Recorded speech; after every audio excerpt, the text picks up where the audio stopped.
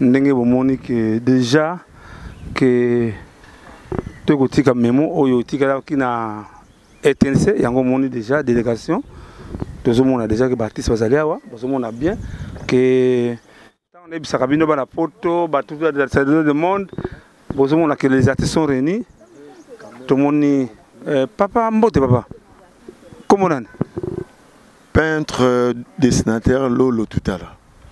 Sikoyo bokosani nawa.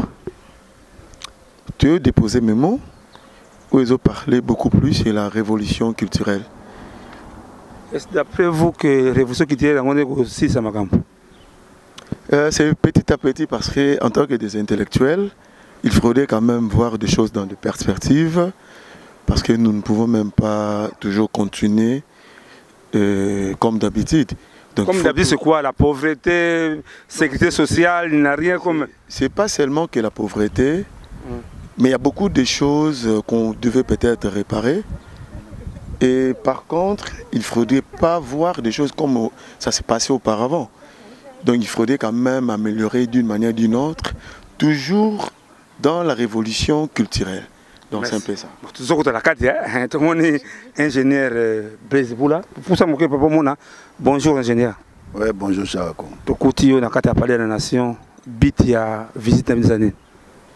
Non, mais tu es comme il y a révolution culturelle, il y a plateforme où tout ça là, artistes, il y a des disciplines tout confondues à travers le monde. Parce que la diaspora bazali, le Congo bazali, l'union soit des artistes congolais à travers le monde avec Kolela, et pas Bakonzamboka, pour le développement sectoriel ou le développement d'un État dépend de la volonté politique à des dirigeants. Donc ok, Kolela, parce que Bisso, le peuple d'abord, toujours se retrouver, surtout Bisso artiste, toujours se retrouver Tena Moussa, tout ça là, toujours les là trop, yango toye. La solution, mais solution c'est à mon côté, mais tout le déjà accepter la consultation, accepter la révolution, accepter la révolution, le conseiller, il y a dans le secteur culturel. Pour l'amélioration sociale de l'artiste, tout le monde tout solo là, et le redressement à partir de la base, car c'est base culturelle. Redressement à partir de la base, mais un conseil dans le groupe, je suis comprendre parce que il faut parler de la révolution. La révolution c'est quoi? Parce que bon, révolution c'est la lutte, la lutte, c'est-à-dire tant aux hommes on appelle aux se retrouver dans la moka, au sama révolution, il y a paix quoi, kimia. Mais aussi que le bapena oh il doit passer. Biso artiste c'est le que ça biso passi to le bagi yango to sara ba forum ba biennale to mona ministre na biso culture to expliquer to mona ba kondiamboka ba conseiller spéciaux ba légal to mona ba forum et salama connaissance d'abord il y a Moussa na biso en tant qu'artiste cadre mo légal les ya malongati to vivara pena na Moussa na biso tim donc elingo lo ba souci na biso en amo to lingi to se retrouver na sali musala na nga ya culture na leli pe na musala na culture. Mais c'est tout côté na biso moni bolimbisa biso vraiment que c'est peut-être nimsanga pour mona et longyo bientôt 31 maman naé 31 maman naé c'est Sandra Mpongo maman mbote maman mbote papa yo be côté comme révolution côté be bon omoni ezali likambo moko o etali biso nyonso na tina nini omoni musicien tango ayembi nzembo esepesi mokili mobimba na ba feti bozali koyoka na bandaku bozali koyoka na mituka bozali koyoka mais sikoyo musicien aza na makoki mingi te alingi apesa message mais tanga koya boye na média bo exiger il faut apesa nanu mbongo po apesa message nae so aza na mbongo ta kopesa message te yango wana il faut quand même to tala likambo wana malamu. Est-ce que vous profitez de 31 maman? 31 maman. Oui. C'est pour quand? Et ça pour le 15 vendredi. On est la maman. Bakake, atamuke. Motema mwanga imoke nangele motema mwanga mabanzo manga imake nangele mabanzo manga bakoye bisangai balobi bolingo ezali na suka te na tika. Merci. Vraiment, amigo, c'est le plaisir comme on a mon Mpongo Love, hein. Ouais, déjà, tu as une rencontre belé, il y a culturel, tu as une karanenga prestaka, il y a œuvre oyo ezalaka ya mama nae. Donc je crois qu'il y a un peu azanakati ya révolution culturelle. Amigo, on a fait un groupe, parce qu'on sent que de gauche et de droite. Bon, maman Mireille Mbaye, mbote maman. Mbote papa. Ah, maman Mireille Mbaye, vous savez, honneur, honneur au ça, il y a artiste vraiment. Mais la musique chrétienne, apparemment, piraterie, ça ne vous dit rien. Droit de foot, ça ne vous dit rien. Maintenant, les camarades, vous qui tirent tant que vous parmi les idées de la musique chrétienne, on est eza idée moko malamu au moins ndengo lobi ke biso ba artiste musicien chrétien droit na biso lobela biso le côté non musicien chrétien mon côté aroki ko linga ko sala œuvre na ye ata azokumisa nango nzambe bongo ele kaka bongo a se retrouver te mutu nyonso alinga évolution mutu aboya ka évolution azate biso nyonso toza na sima balobi ata voyage à un jour et bandaka na impact. Ndenge nga pe naza awa nazo représenter bango poto réclamer ba droit na biso eza mokonzi mboka lobaki le peuple d'abord naza na souci ya peuple nae biso pe ba artiste musicien chrétien toza pe parmi base nae le peuple d'abord la preuve en est qu'il y a yambaki biso na consultation ayoka ki pe biso ataki pe na lito ine pona koyoka biso donc toza wana mutarobo ya révolution culturelle azapete un message na baninga no artiste chrétien, oui, message ezakaka ba rejoindre biso parce que l'union fait la force. L'union fait la force. Eza sage moko ya mboka lobaka na biso. L'union fait la force. Ceux qui osali ko sinir na ba fort. Alors le quoi namoni tozo mona ingénieur Blaise Boula namoni bandeko toza ba fort. Donc ce to sinir entre nous force na biso ko pesa quelque chose. Voilà. Donc ne bala moko en live de limisanga. Moi te boliko to sur la kati parce que to communauté yango to koki vraiment bon mon en live moni besoin en live namoni artiste bangona bazo kende bazo kota vraiment ba kotika memo que zomona que importance à chef de l'état après si na ba artiste zomona que zali très nécessaire dans la délégation ngoyo ba kotika memo et pas mokonzi mboka vraiment quand même que c'est le chef de l'état a derrière mamba culture en tout cas to remercier chef de l'état na souci azana biso merci conseiller là toza na artiste na comité culturel va représenter oyo moni azali Blaise Boula artiste musicien wana mama Mireille Mbayo musicien chrétien wala ndi mwana Mpongo Love Sandra Mpongo Love wala ndi yazali kitu côté ya mannequin tout ce amigo tozana Lostar so mona ba ningo wasala na primature parce que wana c'est lui qui a fait ça tozana pena chroniqueur qui était c'est Martin Oluka je crois si on a pas le groupe d'articles ça va dire qu'on se peut transférer ok on va chanter.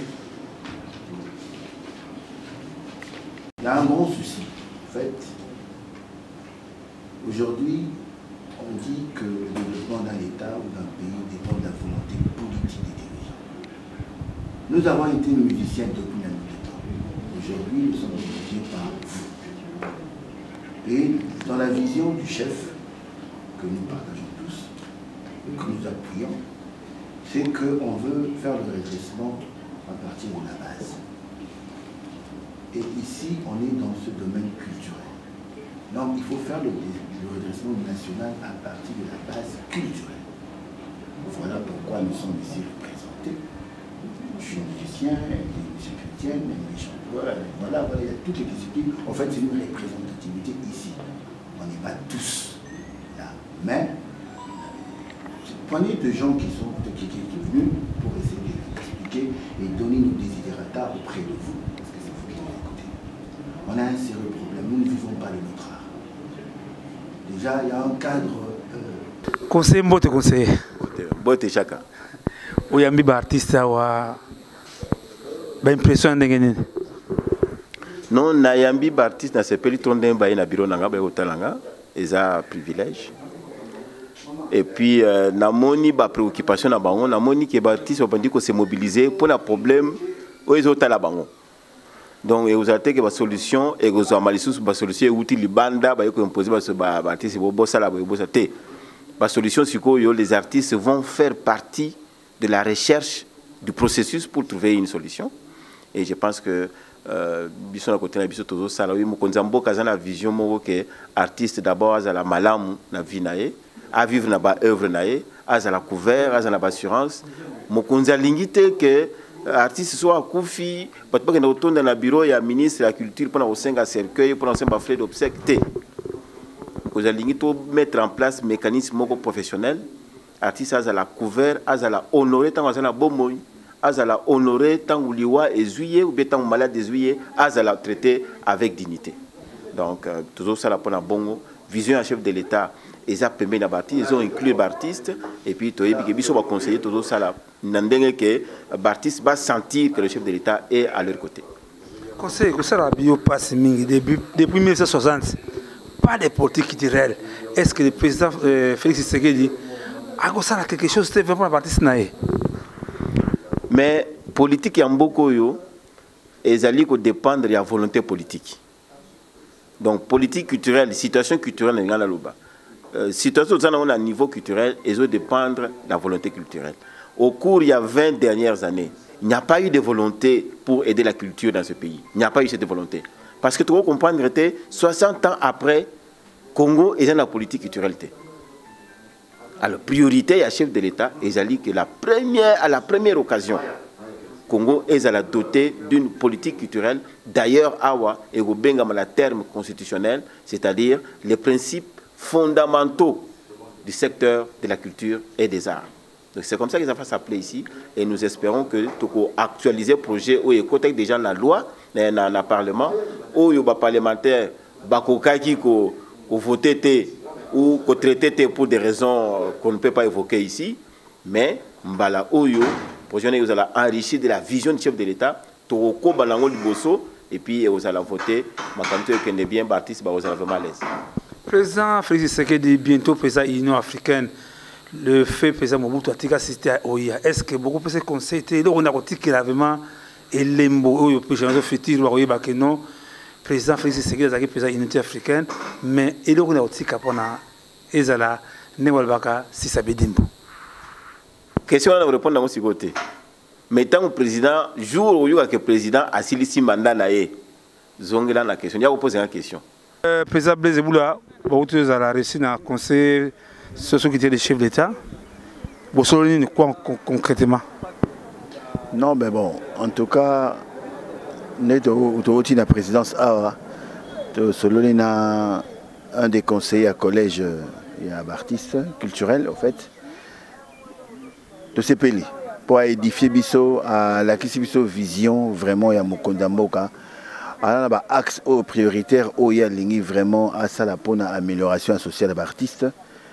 Azo Télémélango. Azo Télémélango, vraiment, Bisso, quand on a surtout, il y a des politiques. Est-ce qu'il y a des révélations au Cameroun? Non, et là, Libosa Sengi habite tout se résumer la politique culturelle. Il y a des bases.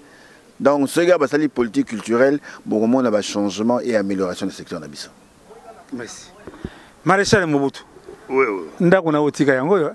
Vraiment. Namoni lisusu République démocratique du Congo, ex-République du Zaïre, Ndengolobi. Mais tellement que Touti Koyambama na conseillé à Mokonzi Mboka Nati Netali culture Yamboka Nabiso, Oyebi a évoqué et le Komoko est très très important. Nati Netali groupe révolution culturelle, tant que Tozako se révolutionner Nati Nalikambwango, mais base nango moko pour makambo etambola lima na ordre ezali politique culturelle oyo conseiller a ebisi biso lokola efandi nanu te na mboka na biso makambo ezali nanu mbilinga sur le plan culturel ezosenga ke na niveau ya parlement ba voter loi moko na tina tali politique culturelle ya mboka na so pour mokonzi ya mboka actuel président Félix Tshisekedi Tshilombo azana besoin situation ya artistes congolais sur tous les plans culturels et s'améliorer donc édifier biso makambo ebele on a koy koloba yango. Merci tout le monde peut maman Mireille Mbayo na mon bimi contente na tout ce que le conseil des chefs d'État biso. Oui, en tout cas, ezaki pona déposer mémo, ndezalaki base ya visite na biso, mais eloko oyo eza choc heureux quoi. Na tozi choc moko heureux po toza informer na makambo mingi ya culture o biso toza ko ignorer et puis esali biso bien parce que culture eza domaine esika tozo évoluer faut tozala bien informer parce que biso nde ba opérateur culturel quoi. Faut tozala informer ba information oyo mokonzi conseiller apesi biso esali biso esengo. Lokwa nga naza mwana na Nzambe pe mosali na ye na lobika gloire à Dieu. Gloire à Dieu. Amigo, oui. Ouais, content hein? Oui, oui, je suis content parce que démarche tant que bandaki, nandenge to bandaki on tue et comment na ba niveau yo, tie ko comment na ba niveau mususu donc naza content donc toi car na kata révolution culturelle. Voilà. Le star, zamoni ko prendre un bébé là, au prendre un bébé là wa. Oui, c'est tout à fait normal parce que Mbokanyo surtout pour nous tambola bien il faut la loi.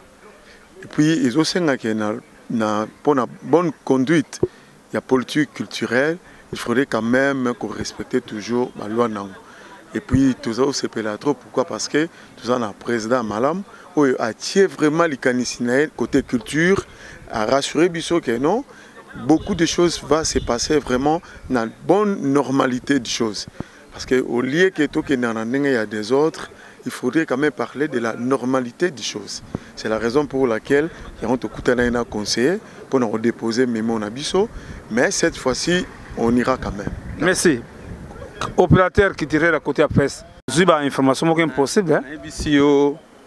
Je suis très ému parce que Eloko Oto Sali, la révélation culturelle, Ezali Eloko Oyo.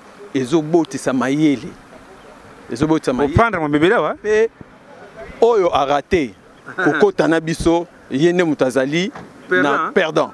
Parce que biso le loto eko senga ba droit na biso eko sala biso vraiment malam. Maman Sandra Mpongolo vraiment le bimine sengolelo hein. O leli ba orphelin des artistes et ça ndenge nini. Te ngane vraiment kupona na lobe na kombo ya bana ba artiste nyonso. Po il faut toyeba pe ba droit na biso ba boti na biso ba sali makambo mingi na mboka oyo. Alors tant bazali te biso tozali automatiquement na droit ya ko réclamer hein oyo ya biso ba tikela. Donc voilà pourquoi nazalaki awa.